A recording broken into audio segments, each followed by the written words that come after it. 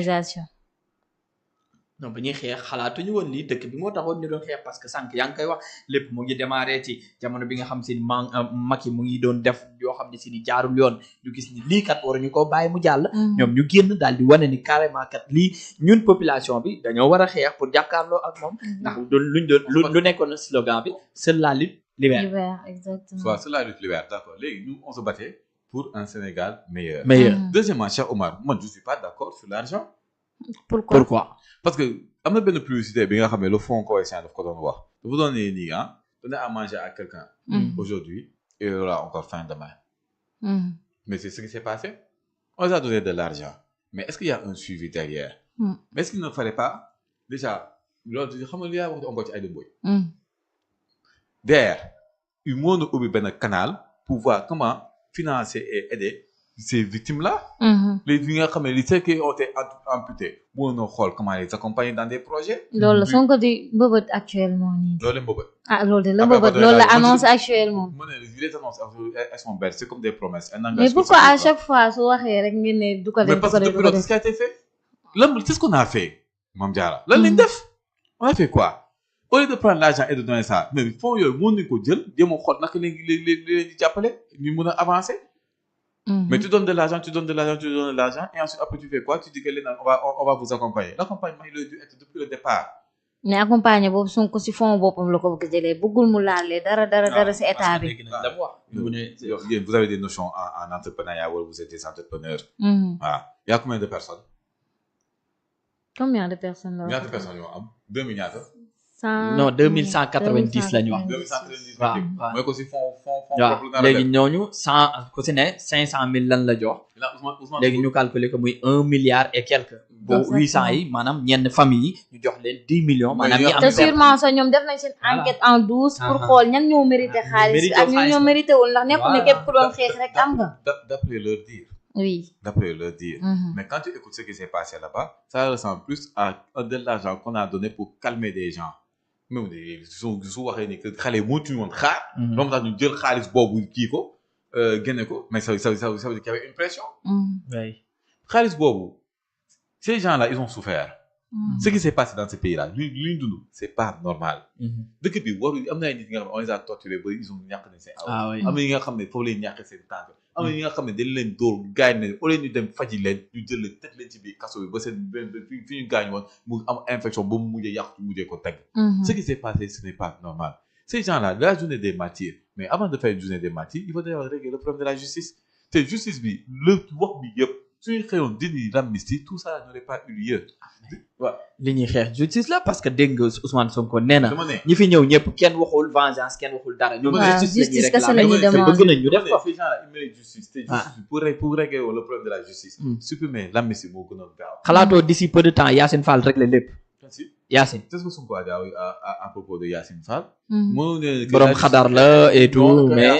waaye si et que moom su nekkoon mise à jour sax wóoru ne que moom tamit. waaye te enquête yi mën na dem fii ak 25 ans et quelque. waaw loolu la ma tax ñu leen naan ñu tax Ousmane Diagne. parce que nag loolu question la ñu bëri sur les réseaux. dañoo waxoon dafa yéex dafa yéex et tout. su moom nangu ne que affaire yi dafay yéex et que affaire bi parce que il a parfaitement raison sur ce côté-là.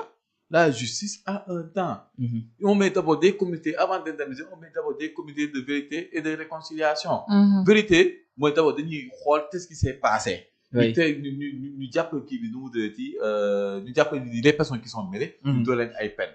À côté il y a un accompagnement qui doit se faire. bon loolu laay wax Cheikh Oumar man d'accord ma pour ñu jël xaalis jox ko. On doit les accompagner.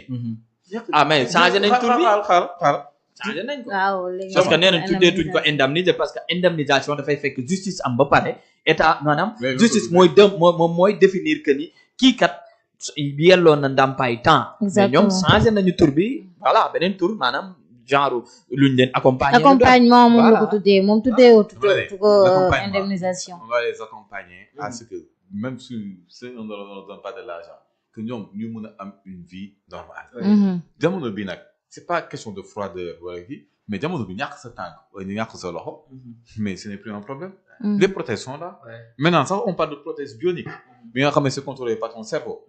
donc dinañ si dem ba benn instant bi nga xam ne loolu ce sera plus un problème. mais on doit les accompagner à ce que ñoom ñu mën a suturaal seen i bopp. ñu mën a am seen i entreprise ak seen i business ñu mën a def seen ay activités. On doit les accompagner à ce que nga xam ne ay c'est des étudiants yi nga xam ne dañ doon jàng suñu demee ba ci biir benn instant bi nga xam ne seen invitation bi moo tax ñu jàng ñu remettre leen encore dans le circuit et que ensuite état bi mën leen garantir un travail. ok s'il faut ça on crée un quota pour les victimes. nga xam ne après ñoom ñëpp ils pourront se retrouver avec un travail décent. Donc Cheikh Omar la question de la justice là. elle doit être traitée de manière très simple dañuy supprimer loi d'amnistie bi. Ousmane Diagne on l'avait accusé de lenteur. que c'était trop lent. Maintenant Sonko moom mooy gën a dina que oui la justice on sait que mën na les commissions prennent 10 ans 15 ans 20 ans. Donc quelle est la vraie raison pour laquelle on a envoyé Ousmane Diagne. lan moo tax ñu tax Ousmane Diagne. là aussi c'est une question mais il y a des choses yi nga xam ne loolu moo tax ma ne soo dégloo li il y a des choses yi nga xam ne qui ont été dites mais tu te poses des questions. mooy ay questions là si gën a jëlee ko ay réponses. mais loi bi yaakaaruma ñu yëkkati nga ndax buñ ko doon yëkkati ba léegi dañ na. non dinañ ko peut-être dinañ ko yëkkati mais dañ koy demaat xoolaat la loi quand tu as une majorité mécanique lan moo leen quel est le vrai réel problème qui fait ni que ils ne veulent pas faire sauter la parce qu'il y a une volonté de ne pas faire sauter la loi. Les interprétations et tout ça man au départ dama ne woon ni que loi bi interprété ko c'est bon ni ko interprété quand ça ñu mën a avancer. Mais même ceux qui disent que suñ ko tëbalee tout le monde va retourner en prison loolu c'est pas vrai. Non, il y a des artifices juridiques qui te permettent par exemple ñëpp am liberté provisoire. ñu toog këram pour ñu soxla ñu ñëw wala. ne la yow dans telle enquête parce que y a des crimes économiques.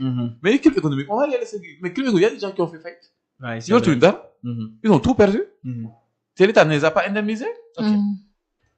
Donc il y a beaucoup de choses yi nga xam ne Cheikh Omar. ma la journée des martyrs là moo juste posé pour dama toog am jaaxle ci Sénégal. Parce que moi, je m'attendais ça à un premier ministre qui ne va pas parler de son éligibilité ou de sa non-éligibilité, mais qui va aussi parler des problèmes économiques. Rassurer les Sénégalais. Ne leen sa dëkk bi métti na mais stratégie bi lañ bëgg dem lii lañ bëgg def lii lañ bëgg def mais tout ce qui a été dit. mais loolu wax ko woon ba pare si meeting ba tamit affaire économique bi meeting am bi mu woote woon le 8 bi. yan stratégie économique la teg. le plan de redressement économique bi doy stratégie tamit. pour yombal affaire yi bi nga xam ne nii. dans le plan de redressement taxul dégradé waat nañu sa notre entre-temps. te ins bi aussi côté économie yaa ngi le rebasing réellement sax nu mu deeti ça n'a pas instant bi on essaie de voir est-ce que ça a eu un impact réel sax. ah mais ñoom ins bi ñoo ngi teg ay pas tamit saalu ñoo ngi wàññi carburant ñoo ngi wàññi. ceeb diwlin ce sont des artifices. Ce sont des artifices. ceeb beeg diwlin beeg kii bi le carburant l'État surtaxe le carburant. l'État est très gourmand en taxe sur le carburant. waaw. Comment ça se fait que loolu Sonko moo ko waxoon encore une fois. Comment ça se fait que Mali di jëlee fii carburant di koy yóbbu ba Mali. te transport mu gën a yomb foofu que Sénégal. doon nañ ko kaas bi. te ba léegi moom c'est le premier ministre du Sénégal ba léegi les choses n'ont pas baissé. Il y a des il faut aller voir quels sont les mécanismes yi nga xam ne dañ ko utiliser pour amorcer ces baisses. Est-ce que ces baisses là sont soutenables sur une longue période. Problème yëpp loolu la mun nañu wàññi fekk état bi moo ngi subventionné te subvention instant bi nii mais avec nos problèmes économiques il y a beaucoup de choses yi nga xam ne qui posent problème te l'assiette fiscale encore une fois. élargiruñu ko suy élargir assiette fiscale bi impôt di mën a dugg parce que ñoom yëpp ci impôt la. ak ci taxe impôt la ak taxe. suñu élargir assiette fiscale bi nu mu tuddati pour créer les taxes et tout ça là. assiette fiscale suñu ko élargir mais comment tu vas avoir de nouvelles rentrées. Ce que tu vas faire c'est surtaxer les gens. et les surimposer. te dina am benn instant bi nga xam ne la pression nu mu tuddati que les Sénégalais qui payent tous les jours les impôts et les taxes parce que dafa am benn partie bi nga xam ne qui échappe au système. mais pression boobu day tax ba gars yi day ne ba xoox. dëgg la. donc il y a beaucoup de choses yi nga xam ne dëkk bi. mais Mame Diarra on doit se poser des questions. on doit se poser des questions de. moom la moo tax suñu bëgg a jël yëpp politiquer ko. wala bëgg ñu ne ni la journée des martyrs et tout ça là alors que même le travail précédent pour que on puisse reconnaître que ni ce sont des véritables martyrs et que parce que il faut savoir qui les a tués et qui les a pas tués ce qui s'est réellement passé. Ce travail n'a pas été fait. ñu bëgg a jël yëpp bëgg ko politiser fàtte aspect économique bi mais ça pose problème. mais est-ce que ñoom aussi bëgguñu affaire yi avancer. surtout côté investisseur gis nga entre Émirats Arabes Unis ak Sénégal rencontre yi nga xamante ne ñoo ngi si am tey jii rek am na délégation bu ñëw fii si plan national bi tey jii est-ce que loolu aussi bëggul ñu am avancé changé waat beneen cap surtout si côté investisseur. quel est le cap gën a jege ñi nga xamante ne ñoo di waa Émirats Arabes Unis pour am ay investisseurs fii nii si réew mi. quel est le cap